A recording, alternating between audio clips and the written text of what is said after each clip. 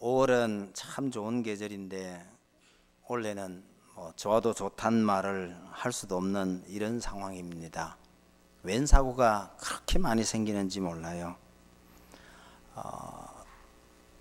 이렇게 사고가 많이 생기는 원인을 또 여러 사람이 여러 군데에서 아마 언급을 하고 찾아내고 그렇게 말합니다.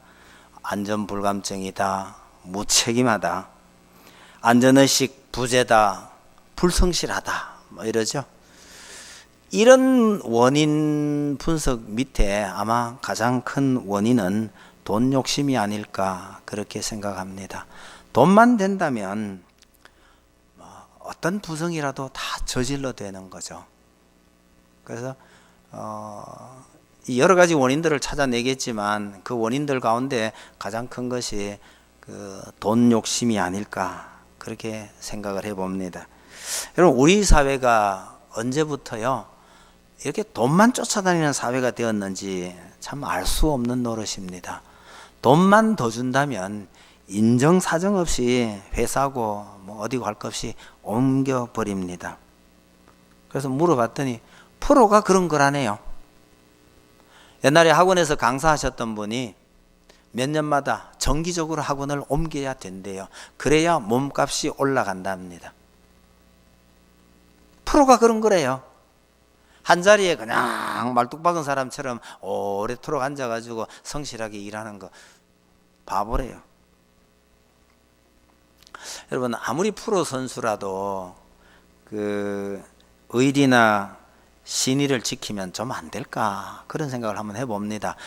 돈을 좀 적게 준다 해도 다른 데 가면 더 받을 수도 있겠지만은 그래도 나를 알아주고 나를 발탁해서 지금까지 키워준 그런 구단이나 그런 직장에 좀 더 오래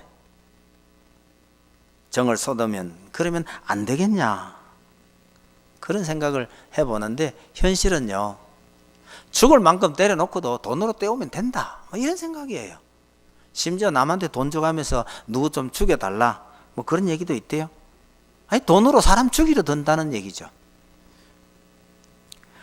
돈으로 이 모든 것을 해결할 수 있다고 생각하는 이 배금 사상, 돈을 숭배하는 사상이에요. 이게 결국 이 우상 숭배예요. 우리가 어쩌다가 이렇게까지 되어버렸는지 참 이해가 되지 않는다. 그렇게 말하는 사람들이 참 많습니다. 그러니 이 사회를 어디에서부터 어떻게 개조해서 참 안전하고 살기 좋은 사회로 만들어 가야 할지가 참 쉽지 않아요. 배금사상이라고 말씀드렸지만 이것이 이렇게까지 되어버린 중대한 이유 중에 하나는요, 우리 학교나 가정에서 인성교육이 사라져버린 것, 그게 가장 큰 원인이 아닐까 그렇게 생각합니다. 여러분, 가정에서나 학교에서나 사람 만드는 교육을 포기한 지가 오래된 겁니다. 학교에서요, 아이들도 무한 경쟁에 들어가 있습니다. 옛날 우리 때는 한 친구가 아파서 결석을 했다 그러면요, 학교에서 열심히 공부했는 노트를 그 친구 찾아가서 일부러 빌려주기도 하고요, 뺏겨서 주기도 하고 그랬어요. 지금은요, 빌려주는 거 꿈도 못 꿔요.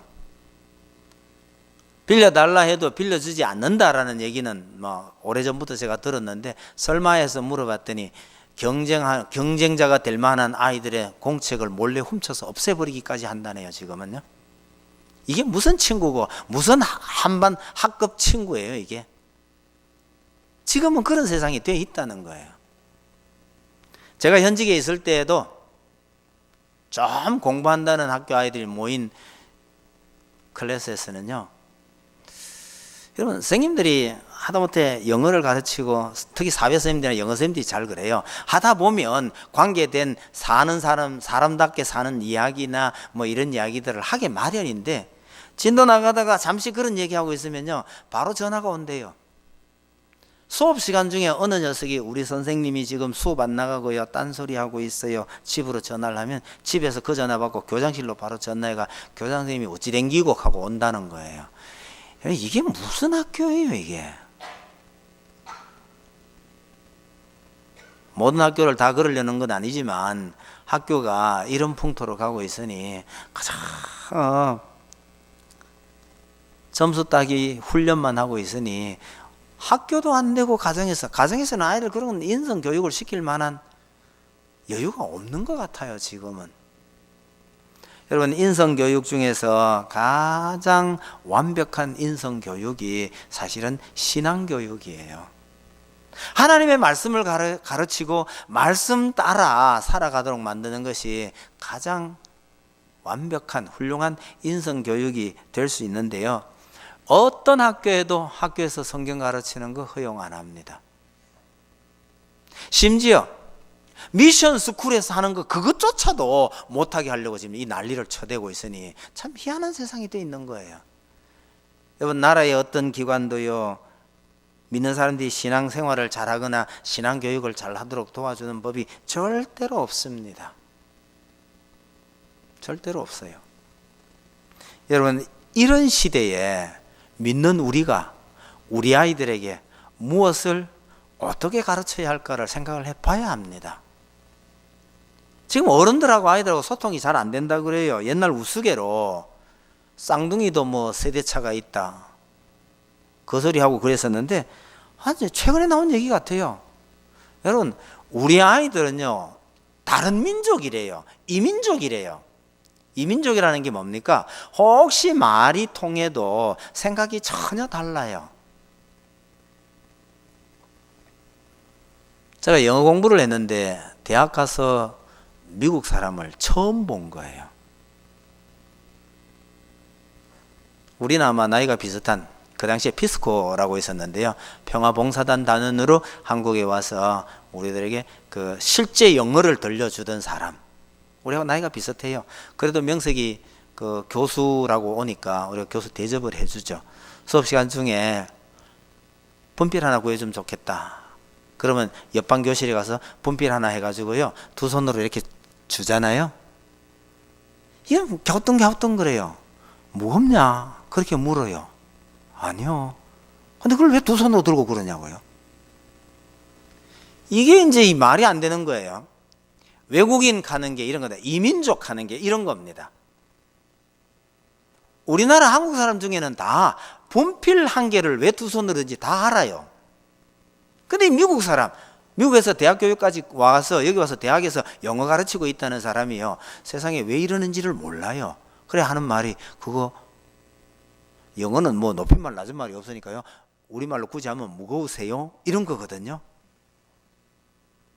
여러분, 우리 어른들하고 아이들 세대가 이렇게 말이 안 통한답니다. 지금 아이들이요 쓰는 말을 가만히 들어보면 욕인데도 불구하고 그게 욕인지를 전혀 모르고 쓰고 다녀요. 옛날에 우리 아이들이 그 말 자주 쓰길래 제가 그랬어요. 엄폐야, 그거 욕이다. 엄폐 이거 욕이에요? 그거 욕이다.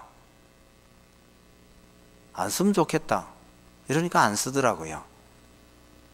근데 욕인지 아닌지조차도 잘 몰라요.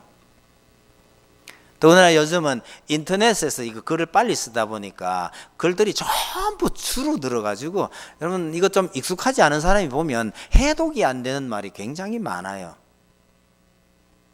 어저께 신문에서 보고 제가 깜짝 놀랐는데요, 세상에 아이들 쓰는 말에 케바케란 말이 있더라고요. 케바케.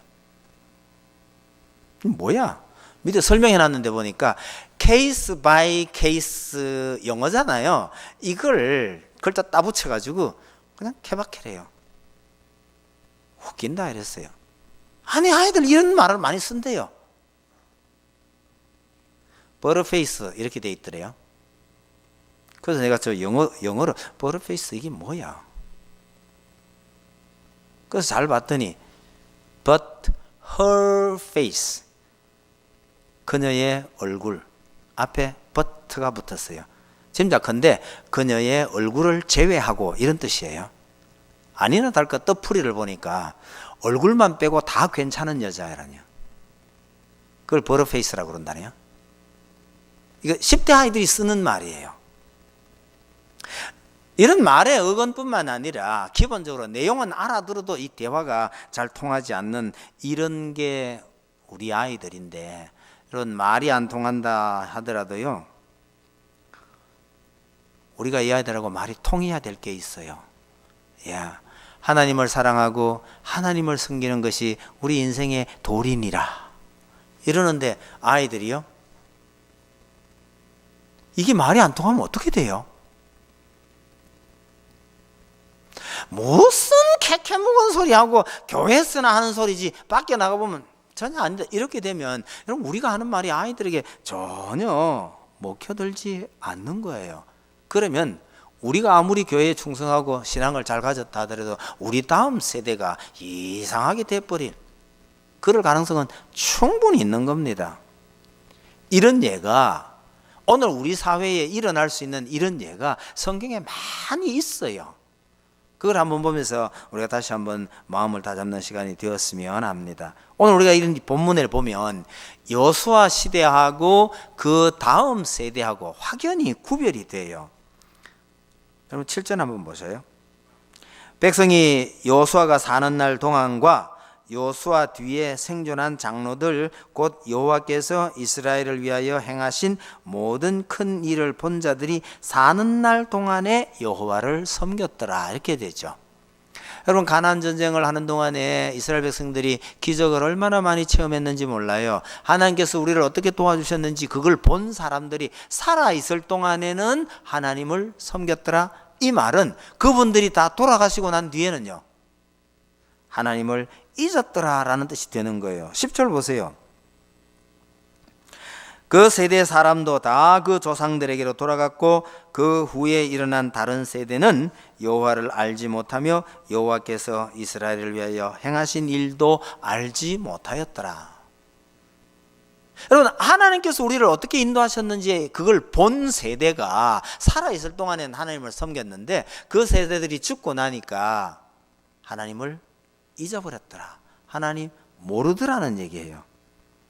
하나님도 모르고 하나님께서 행하신 일도 모르는 거예요. 그러면 어떻게 될까요? 11절부터 한번 보세요. 11절에요. 이스라엘 자손이 여호와의 목전에 악을 행하여 바알들을 섬기죠. 12절에 애굽 땅에서 그들을 인도하여 내신 그 열조의 하나님 여호와를 버리고 다른 신 곧 그 사방에 있는 백성의 신들을 쫓아 그들에게 절하여 여호와를 진노하시게 하였으되 그렇게 되면 13절 곧 그들이 여호와를 버리고 바알과 아스타롯을 섬겼으므로 14절에요 대적을 당하지 못하였고 15절에 괴로움이 심하였더라. 이렇게 될 수밖에 없는 거죠.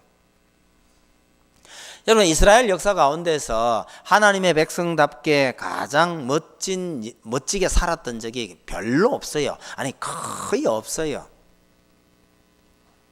가나안 전쟁 초기에 여호수아가 인솔했던 그 백성들이 아마 가장 멋진 모습을 보여준 듯한데 바로 이들이 하나님께로 돌아가고 난 그 직후 세대부터 하나님 잊어버리고 외적들에게 계속해서 고난을 당합니다. 그 시대가 사사시대잖아요.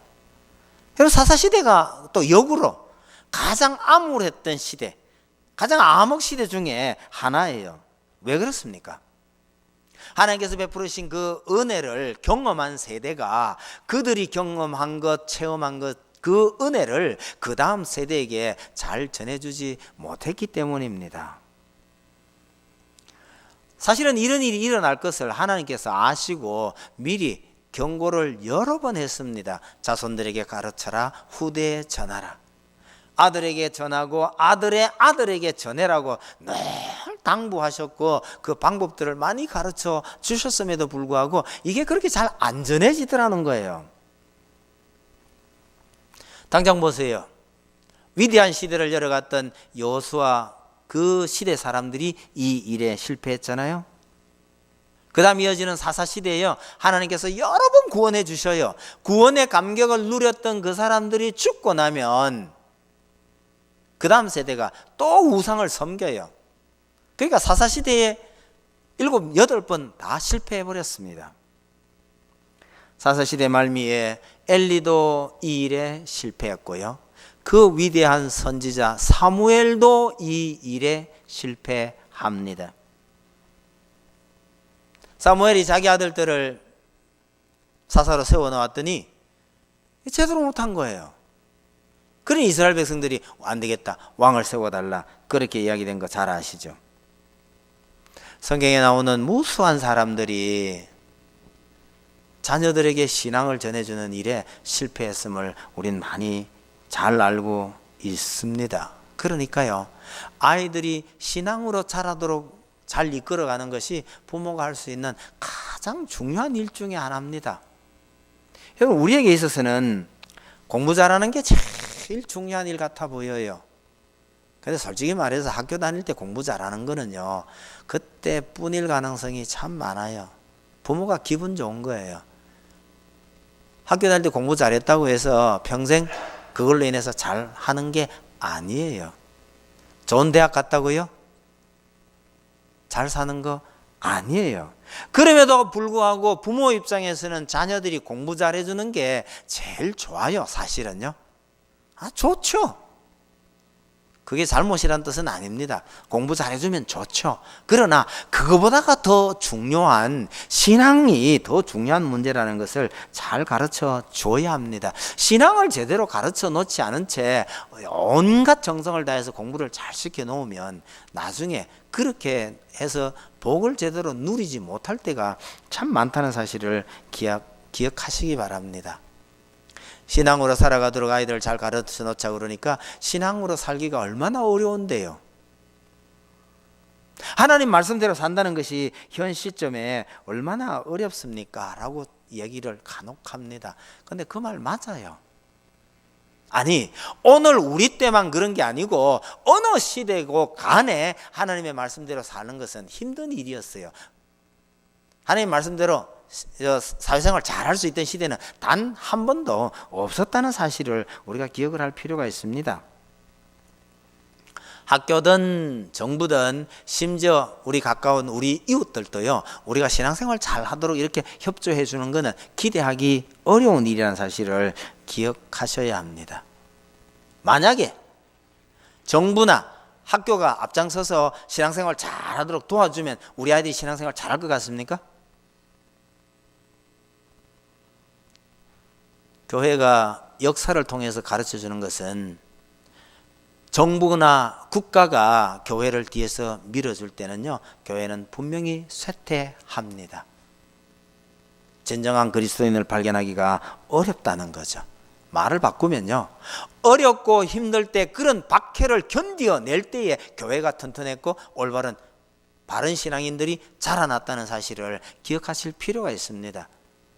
우리 학교 생활이나 우리 아이들이 자라는 이런 형편이 신앙생활하기가 참 어렵다고 말할 때 이건 우리에게 주는 복이라고 생각하셔야 됩니다. 이거 이겨내고 나가야 진정한 신앙인이 될 수 있겠다.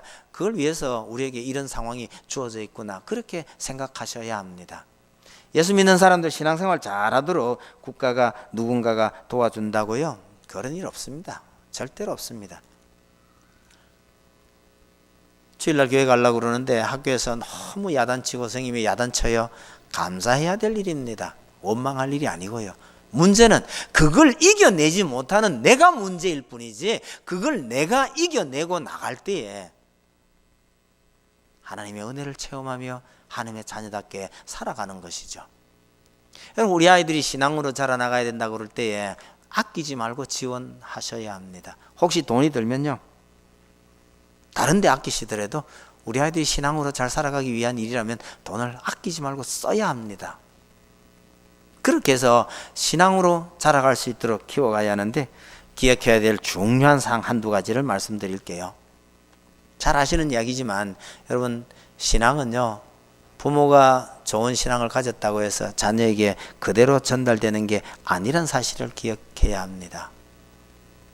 부모가 지니고 있는 신앙을 자녀에게 전달하기 위해서 엄청 노력을 해야 합니다. 사실은 노력을 해도 쉽지가 않아요. 여러분, 이스라엘 백성들 보세요.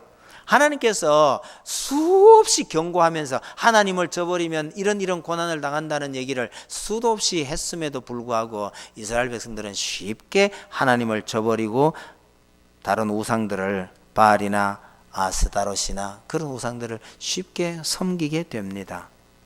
누가 그렇게 하라고 강요하지도 않았을 텐데 왜 그렇게 됐을까? 내용을 살펴보면 그들이 그렇게 쉽게 하나님을 저버리고 우상을 숭배된 중요한 원인 중에 하나가 음란입니다. 눈에 보이지 아니하는 하나님을 섬기는 방법은 재미가 좀 없었는지 모르겠어요. 짐승을 잡아서 엄숙하게 제사 드리고 이 절차 밟아 나가는 이런 것이 구약에서 하나님 섬기는 방법이었잖아요. 그런데 바알이나 아스타롯을 섬기는 방법은요, 먹고 즐기고, 우리는 음란이라고 말하지만 그 사람들에게서는요, 자기 신을 섬기는 아주 즐거운 축제죠. 그런데 우리가 보기엔 그건 음란이에요. 이런 거는 누가 억지로 잘 하라고 권하지 않아도 잘 따라가는 거예요. 그럼 이스라엘 백성들이 쉽게 하나님을 잊어버리고 그렇게 우상으로 건너가게 된 중요한 요인 중에 하나가 이 음란함이 있다는 것을 기억을 하시면, 여러분 오늘날 우리 아이들에게 이 음란한 세상이 어떻게 유혹하고 있는지를 한번 돌아보세요. 그 옛날에 비하면요, 오늘날 이 음란한 문화가 우리 아이들을 얼마나 더 크게 유혹하고 있는지요. 여러분 부모들이 우리 아이들이 이런 것에 접하는 것을 막아낼 방법이 없을는지도 모릅니다. 휴대폰요, 인터넷요, 텔레비전요,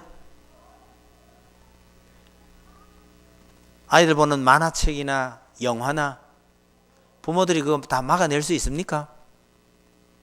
못 막습니다. 우리 집에는 텔레비전도 없고요, 휴대폰도 안 사주고요, 뭐 없어요 그러지만 아이들은요, 어른들 몰래 접촉할 수 있는 데까지 다 접촉합니다. 못 막아냅니다. 뭐와 같으냐면 우리가 살아있는 이 공기가 완전히 오염된 공기가 오염된 거하고 비슷해요. 오염된 공기니까 숨 안 쉬면 되나요? 오염된 공기라도 우리가 숨을 쉬어야만 하듯이 우리 아이들 주변에 이 음란한 문화가 판을 치고 있는데 우리 아이들이 거길 비켜가기가 불가능합니다. 막을 수가 없다는 얘기예요. 그럼 어떻게 해요? 아무리 오염된 공기를 마시더라도 그걸 이겨낼 수 있을 만큼 우리 아이들 건강을 튼튼하게 만드는 방법밖에 없어요. 주변 세상이 온통 음란한 문화로 도배가 돼 있다 해도 그걸 이겨낼 수 있도록 우리 아이들을 건강하게 키워가는 수 외에는 방법이 없다는 거예요. 지난 토요일 날 우리 딸내미가 여기서 결혼을 했어요. 좀 일찍 갔어요. 26살에 갔으니까요. 우리 딸애가 결혼식 준비하면서 여기저기 돌아다니면서 준비하는 그 과정이에요. 제일 많이 받은 질문이 뭔지 아십니까? 신부가 좀 어려 보이네요. 예, 26살이에요. 그 다음 질문이 뭔지 아세요? 잘 못 맞히실지 몰라요. 예상스럽게 물어보는 거예요. 사고 쳤어요? 우리 같으면 설령 그렇다 해도 못 물어볼 것 같은데 아무렇지도 않게 물어봐요. 사고 쳤어요? 사고 쳐서 그러니까 어쩔 수 없이 지금 빨리 하는 거 아니냐, 뭐 이런 얘기잖아요. 아니요. 근데 왜 그렇게 빨리 해요? 뭐 이런 거예요. 여러분 우리 주변 사람들의 사고방식이 완전히 그렇게 돼 있다는 것을 기억하셔야 합니다. 왜? 우리 사회는 굉장히 음란한 사회가 돼서 남학생 여학생 데이트하고 연애해도 같이 자는 거는 뭐 자연스러운 일처럼 그렇게 인식이 돼 있는 거예요. 이게 일반적인 사회의 흐름이고 우리 아이들이 속해 있는 이 사회의 풍토예요.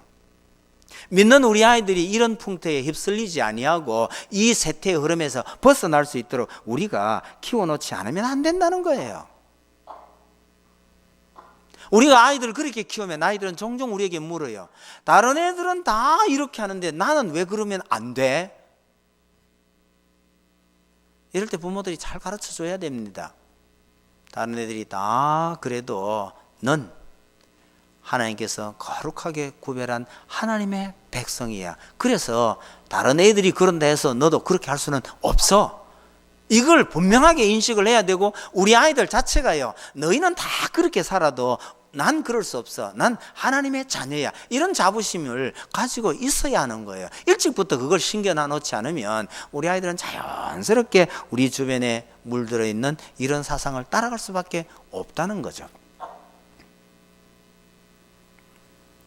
우리 아이들 이렇게 유혹해내는 중요한 사상들이 굉장히 많은데요. 그 중에 하나 중요한 건 또 진화론의 이야기를 들 수가 있어요. 여러분, 진화론이 사실인 것처럼 학교에서 가르쳐지고 있거든요. 초등학교 4학년 때가 위험한 고비 중에 하나입니다. 초등학교 4학년 때요, 학교에서 이런저런 거 배우다 보면 교회에서 가르치는 거하고 다르다는 걸 아이들이 인식을 해요.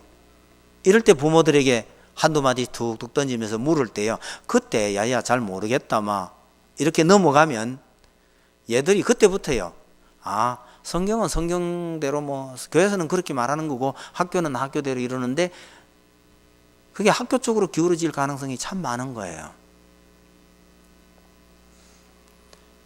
여러분, 초등학교 4학년 때가 참 고비입니다. 부모님들이 잘 가르쳐 주든지, 진화론이 아니라 하나님 말씀을 믿어야 하는데 논리적으로 설득이 잘 안 되면 설득을 시킬 수 있을 만한 사람에게 맡겨서라도 가르쳐야 되는 거예요. 초등학교 4학년 때가 한 번쯤 고비가 될 테고요, 중학교 한 1, 2학년 때가 또 한 번 고비가 와요. 부모님들 스스로 가르쳐 주든지, 그렇지 않으면 누구한테 보내서라도요, 이 고비를 한번 넘겨줘야 할 필요가 있는데, 이 진화론이 아이들에게 미치는 영향이 참 적지 않습니다. 그냥 놔두면 학교에서 배운 대로 그냥 가는 거예요. 우리 사회가 지금 완전히 황금 만능주의, 그래서 그게 쏟아져 가고 있기 때문에 우리 아이들은 자연스럽게 그걸 배우게 돼 있고, 심지어 그리스도인 부모들에게서도 그런 것을 배울 가능성이 굉장히 많은 거예요. 우리도 알게 모르게 그게 물들어 있으니까요. 여러분, 한번 생각을 해보세요. 아이들에게 야, 성경 공부할래, 오락할래, 둘 중에 선택하라 그러면 어느 쪽을 선택하겠어요? 성경 공부 선택할 나이가 있을까요? 아마 없을 겁니다. 아니, 절대 없을 거라고 생각을 해요.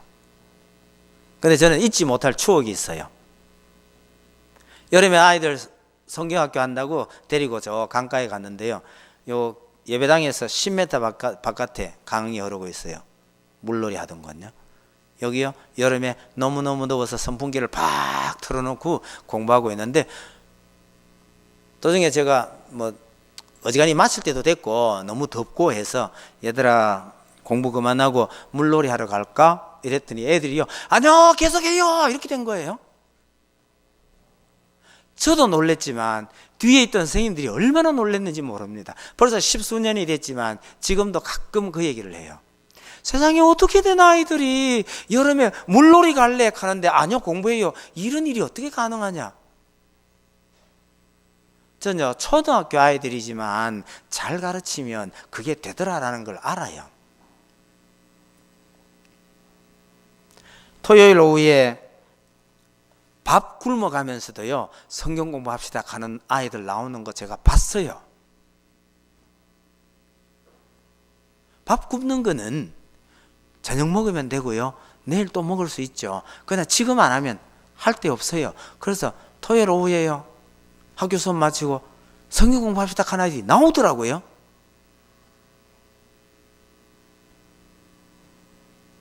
여러분, 우리 아이들을 어떻게든지 잘 할 수 있을 때 이걸 가르쳐 놓으면 그럴 수 있다는 거죠. 문제가 생기기 전에 일찍이 부모님들이 이런 걸 잘 가르쳐 줘야 되는 거예요. 이스라엘에서는 사실은 부모가 이런 일을 했습니다. 성경에는 실패한 기록들이 굉장히 많지만 그럼에도 불구하고 이스라엘에서는 중요한 것이 부모가, 특히 엄마가 아이들에게 일찍부터 성경을 가르치는 이 일을 계속해 왔거든요. 우리 아이들이 어릴 때부터 중요한 것은 가르쳐 주는 것이 중요합니다. 우리 애들이 대학을 가기 전에 언젠가 이런 질문을 했던 것 같아요. 대학을 가서 연애를 해가지고 사람을 사귀어가지고 우리 집에 데리고 오면 아빠 시험 칠 거지? 제가 묻더라고요. 제가 물으니까 당연히 시험 쳐야 되지. 제가 그랬어요. 교회 다닌다 그걸로 안 된다. 아빠가 물어보고 테스트 해보고 실력이 돼야 된다. 저가 그렇게 물었으니까 내가 그렇게 답변을 했다니까요. 근데 내가 묻는 질문은 좀 어렵다는 거 알지? 우리 아들은 둘 다 각오를 그리 했어요. 최근에 우리 딸내미가요, 저거 오빠한테 정보를 하나 가르쳐 줬어요. 오빠 너무 걱정하지 마. 아빠가 안 묻더라. 저거 오빠한테 가르쳐 줬어요. 안 묻더라고요. 그래서 제가 한마디 딱 못을 박았어요. 안 물은 이유가 있다. 너가 4년 전에 연애 시작할 때 나한테 했던 얘기 있지. 둘이 만나서 아빠 써놨는 성경 공부 읽고 아빠 써놓은 설교 부지런히 들었고 그놈이 설교를 부지런히 들으면서 저것만한테 가가지고 엄마 이 설교 한번 들어봐라. 참 괜찮더라. 그러면서 소개시켜줬다 하는 거 제가 다 들어 알아요. 4년 전에 연애 시작하면서 훗날 장인 어른 될 사람 설교를 열심히 들으면서 설교 좋다는 거 알아볼 정도 같으면 그 정도 같으면 시험 안 쳐도 되겠다. 근데 개인적인 생각이에요. 그래서 안 물어보고 시험 안 쳤어요. 근데 지금 연애하고 있는 그 위에 오빠, 저 분명히 그랬어요. 가는 몇 년 동안 그거 다 했으니까 내가 안 물었지 뭐. 닌 데리고 오면 해봐야지 뭐. 이랬더니 며칠 전에 와가지고요. 뭐라 그러냐면 둘이 만나가지고 데이트하는데 그 여자가 별로 말주변이 없나 봐. 조금 얘기하다 보면 말이 또 끊어져 버린대요. 할 얘기가 없대. 할 얘기가 없으면 우리 아들님이 뭐 하느냐 하면요. 저 아버지한테 들었던 설교 얘기를 하고 앉았대요. 여러분 제가 여기 처음 와가지고 쭉 시리즈로 했던 설교 제목 아시나요? 우째 이런 일이.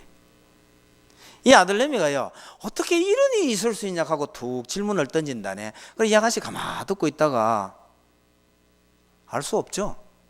근데 지가 답을 얘기해 주는 거예요. 모세가 이 반석을 쳤는데 왜 천국에 못 갔게? 그걸 어떻게 알아요, 젊은 애들이. 근데 우리 아들내미한테 그걸 이야기를 설렁설렁 해주면 이 아가씨가요, 와 그렇게 된 거야, 그거 어떻게 알았어, 이런데네.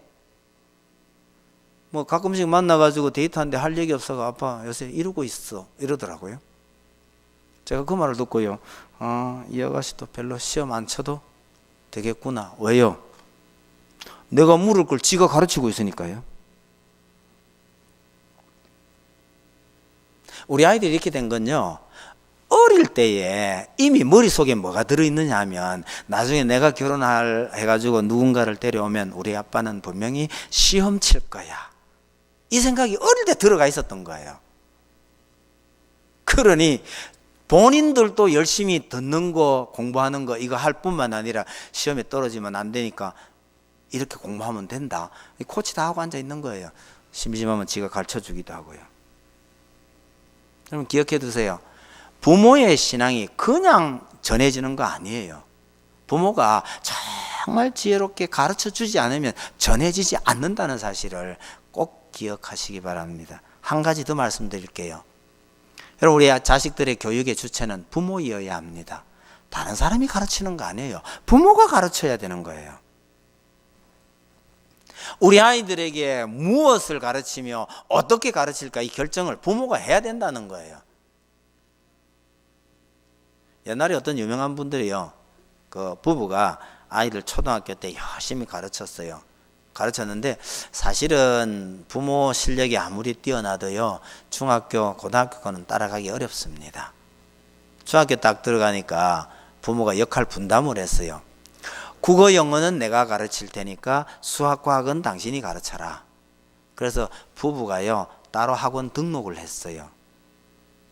국어, 영어 학원 듣고 와가지고 배운 걸 자기 아들 가르치고요. 이 부인은 수학과학 학원에 가서 배워가지고 그걸 자기 아이들에게 가르치더라고요. 중고과정을 다 그렇게 했답니다. 대단한 사람이죠. 여러분 자식들에게 점수 따는 거 가르치려고도 부모가 이렇게 애를 쓴다면요, 여러분 우리는 우리 자식들에게 신앙을 전해주기 위해서 얼마나 지혜롭게 얼마나 투자해야 될 건가를 한번 생각해 볼 필요가 꼭 있어요. 제일 좋은 방법은 부모가 모범을 보이는 것이 제일 낫습니다. 근데 아이들은요, 본능적으로 우리 부모님들이 무엇을 중요하게 여기는지 압니다. 절대 신앙은 강요해서 되어지지 않아요. 너 교회 안 나가면 등록금 없다 라고 공갈 쳐도 그게 안 돼요, 사실은요. 부모를 보고, 아, 우리 엄마 아빠가 정말 믿음의 사람이요, 믿음대로 가는 거라고 보고 그 믿음이 정말 소중하다고 인정하면서 따라오게 만드는 것, 이것이 가장 바람직합니다. 우리가 믿음대로, 신앙대로 참 잘 살아야 한다는 뜻이죠.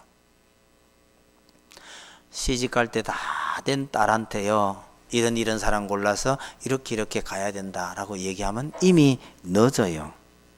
시집 가기 직전에 믿는 사람하고 결혼해야 된다? 늦어요. 저는 우리 아이들이 아주 어릴 때에 했던 이야기 중에 이런 게 있어요.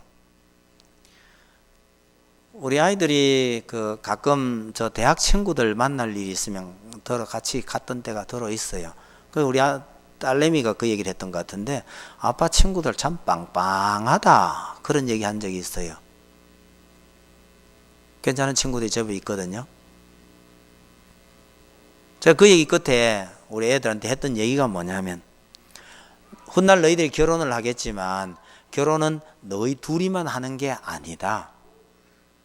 아빠한테 마지막 친구를 구해주는 일이기도 하다.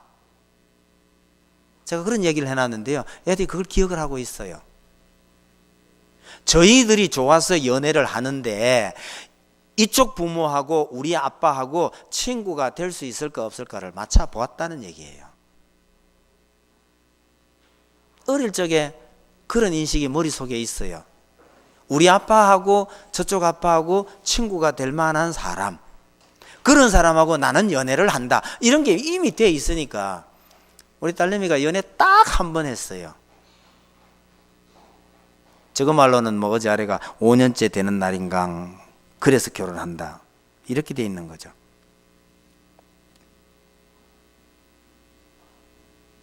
착한 딸이죠. 근데 머릿속에 그 생각이 일찍이 들어가 있었기 때문에 가능한 것이지, 나이 들어가지고는 그거 안 되는 거예요. 아빠 친구 구해준다? 우리 아빠가 어떤 사람하고 친구하는지 저거 아는데요, 뭐. 어젠가 아들 녀석이 전화가 왔어요. 아빠 이거 차 때문에 내 미치겠다. 왜? 뭐 좀 수상해서 손보러 갔더니 수리비가 100만 원 넘게 나온대요. 야, 원래 차가 끌고 다니면 돈 많이 드는 거다. 너무 아까워 여기지 말고 쓸 때 써야 된다. 그래 놨더니, 그것도 그건데 참 또 뭐라 하냐면, 이 차 수리하는 아저씨가 지 말로 내고 안을 하나 제시를 했는데요, 타협을 좀 하자는 거예요. 수리비가 100만 원인데 현찰로 갖고 오면 90만 원에 해줄 수 있다, 뭐 그랬나 봐요. 그러면 걔 입장에서 10만 원 큰 돈이에요. 근데 야도 알 만큼 아니까, 왜 현찰로 갖다 주면 10만 원 깎아줄게 가느냐? 세금 관계죠? 본인도 다 알잖아요. 아빠 이거 닦아. 전화가 왔어요. 야, 그런 것까지 질문할 건 뭐 있냐? 네가 알아서 해라. 아빠 같으면 어떻게 할래요? 근데 아빠는 미안하다, 그만한 목돈을 써본 적이 없어서 그런 고민을 해본 적이 없다. 그러니까 아빠 같으면 어떻게 하겠냐고. 너 왜 그러는지 알지? 야, 알죠. 알면 돈 버는 네가 마땅히 내야 될 세금은 내는 쪽으로 가는 게 맞다. 알아서 해라. 아까운데 돈 몇 푼에 신앙 양심에 흔들리지 않는 것이 좋다. 결정은 네가 해라. 그리고 끊었어요. 우리 아들 알아요. 돈 10만 원 때문에 이게 잘못일 수 있다라는 걸 알고 그 10만 원 벌라고 현찰 갖다 주고 그러지는 않을 거라고 저는 생각해요. 왜요? 우리 아들 돈이 얼마나 밝은지 아세요?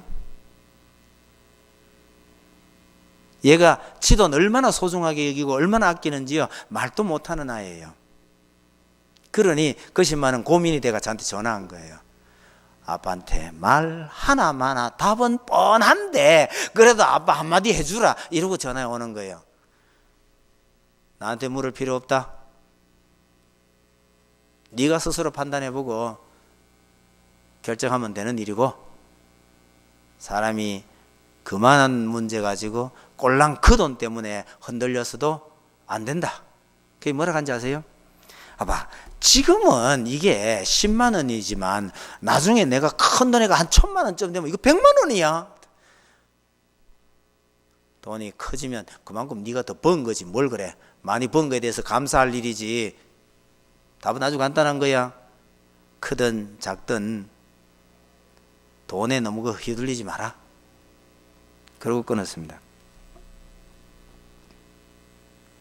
여러분, 돈보다 중요한 게 있다는 것을 아이들이 인식할 수 있도록 부모가 가르쳐 놔야 하는 거예요.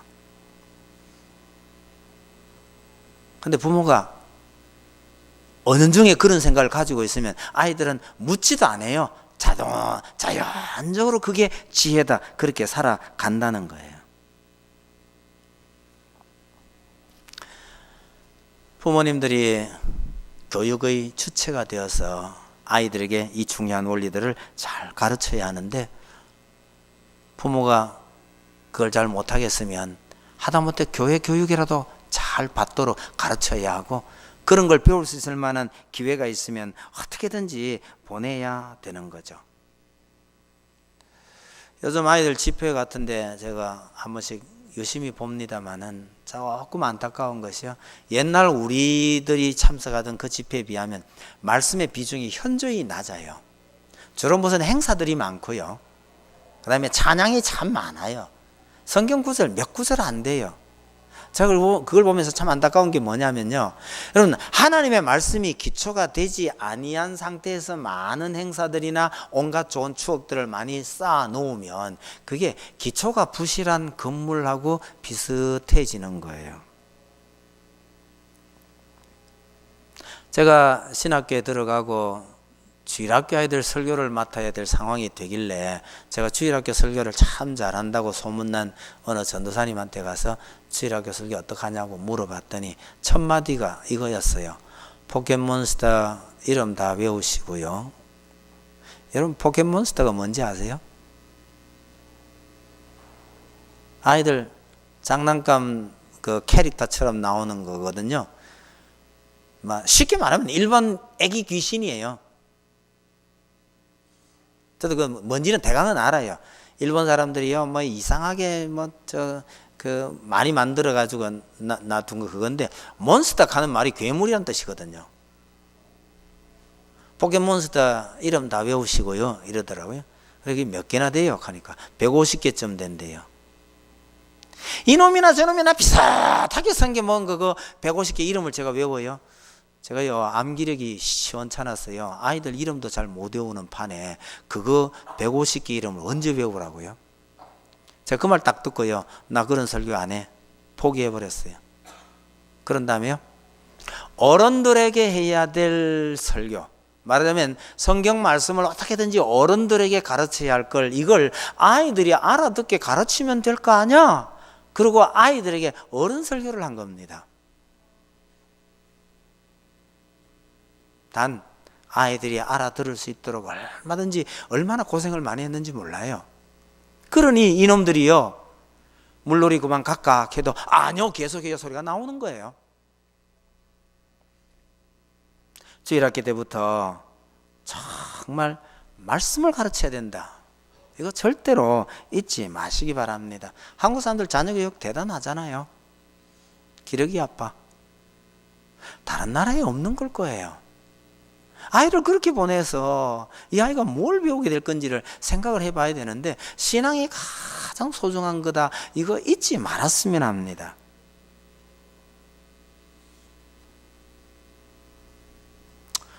목사니까 그렇게 말하는 게 당연하겠지.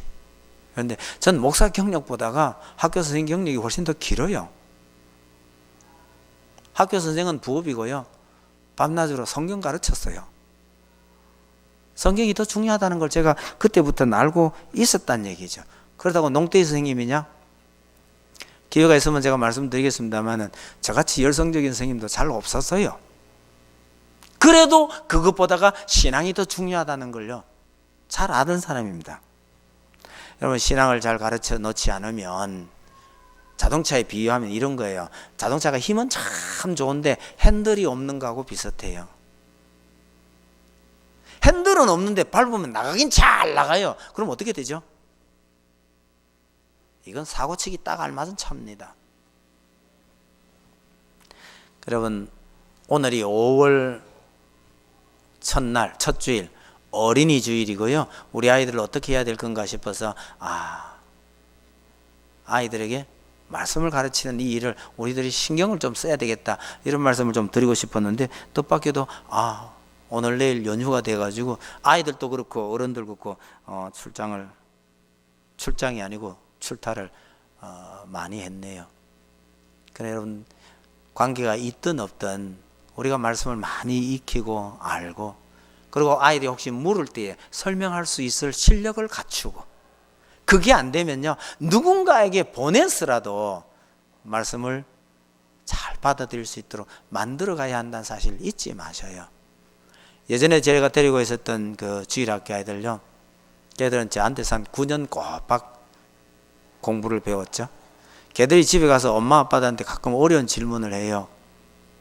근데 좀 묘한 게요, 아이들이 어른들에게 물으면 어른들이 답변하기가 참 곤란한 게 많아요. 실제로 어떻게 그렇게 기상천외한 질문을 해대는지 좀 애로사항이 많을 때, 그때 그 교회에 젊은 엄마 아빠들은요 항상 답을 가지고 있었어요.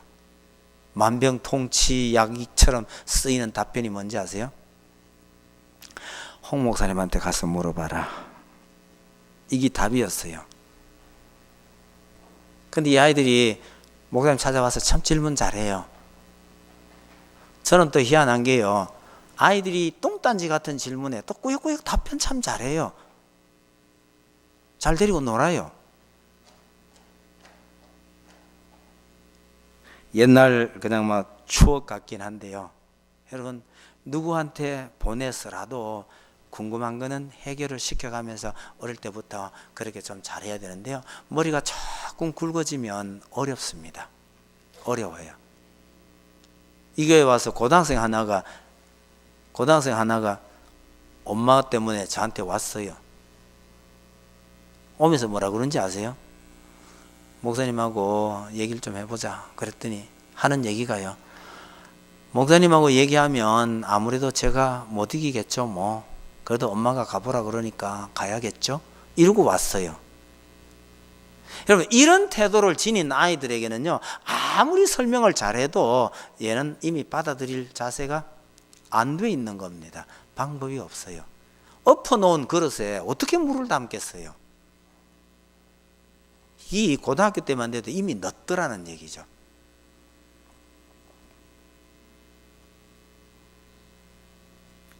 그래서 우리가 좀 더 말씀에 열심을 품고 말씀을 가르치는 일이 정말 중요하다라는 거 기억하고, 또 우리들은 다 믿음 생활하면서 하나님께 받은 은혜가 있잖아요. 이 은혜를 우리 아이들에게 잘 전수해야 될 의무가 있고, 어쩌면 우리의 특권일 수도 있습니다. 그런 일들을 잘 해나가실 수 있도록 기도하시고 또 열심을 내시기를 바랍니다. 기도하십시다.